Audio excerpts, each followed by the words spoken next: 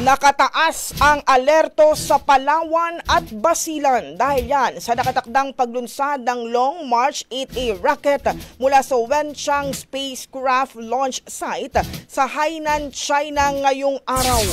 Ayon sa NDRRMC, ito ay mula alas 5:53 ngayong hapon hanggang alas 6:42 ng gabi. Sa memorandum na pirmado ni OCD Deputy Administrator for Operations, OIC Director Cesar Idio, inatasan ang mga ahensya ng pamahalaan na tiyakin ang kaligtasan ng publiko, lalo na sa mga apektadong coastal areas. 3 drop zones ang tinukoy kung saan maaaring bumagsak ang debris ng rocket.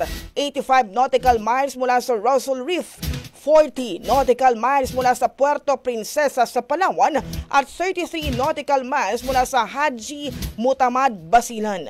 Paalala ng NDRRMC sa publiko na i-report sa mga otoridad sakaling may makitang debris. Pinapaalalahanan ng NDRRMC ang lahat na huwag lumapit at humawak sa anumang debris dahil maaaring naglalaman ito ng toxic substances.